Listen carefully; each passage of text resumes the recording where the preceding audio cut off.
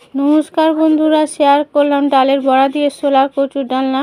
কড়াই বসিয়ে দিয়েছি। গোটা জিরা 1.5 টেবিল চামচ, 3টি এলাচ, 5টি লবঙ্গ, 1.5 টেবিল চামচ ধনে দিয়ে দিলাম। লো টু মিডিয়াম ফ্লেমে মশলা ভেজে নিতে হবে। এইভাবে মশলা থেকে সুন্দর গন্ধ বেরিয়েছে বন্ধুরা। মশলা বেশি ভাজা যাবে না, তিতো হয়ে যাবে। এখানে আমি 1 মিনিট মশলা ভেজে নিয়েছি, ঠান্ডা করে গুঁড়ো করে নেব।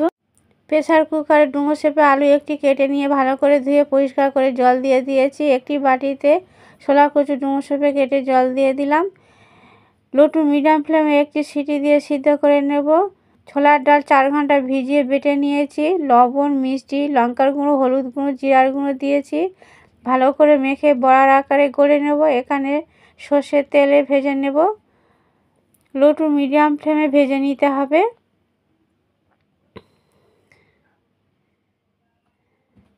উল্টে দেব।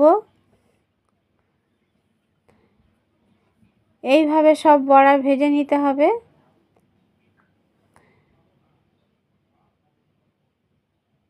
লো টু মিডিয়াম ফ্লেমে 3 মিনিট সময় ধরে ভেজে নিয়েছি। ভাজা হয়ে গেছে, তুলে নেব। কড়াইতে সর্ষের তেল রয়েছে, হিং দিয়ে দিলাম, শুকনো লঙ্কা কেটে দিলাম, কালো জিরা, সিদ্ধ আলু, ছোলা কচু দিয়ে দিলাম। লো টু মিডিয়াম ফ্লেমে নাড়াচাড়া করে ভেজে নিতে হবে। লো টু মিডিয়াম ফ্লেমে 2 মিনিট ভেজে নিয়েছি। একটি টমেটো পেস্ট দিয়ে দিলাম, 1 চা চামচ আদা বাটা, লঙ্কার গুঁড়ো সামান্য পরিমাণ, হলুদ গুঁড়ো 1 চা চামচ, জিরা ধনে গুঁড়ো 1 টেবিল চামচ দিয়েছি। লো টু মিডিয়াম ফ্লেমে মশলা দিয়ে 2 মিনিট ভেজে নেব।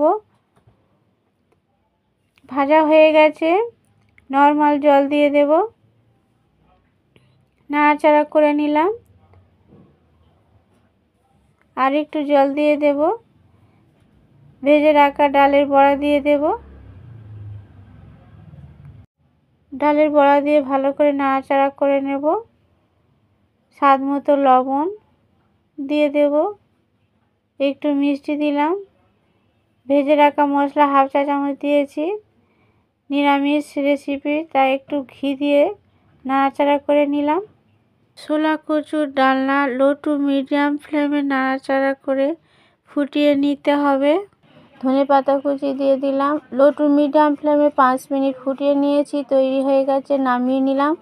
গরম ভাতের সাথে পরিবেশন করতে হবে। ভালো লাগলে লাইক, শেয়ার, কমেন্ট করবেন। নতুন বন্ধুরা সাবস্ক্রাইব করবেন, বেল আইকনটি প্রেস করে দেবেন। নমস্কার।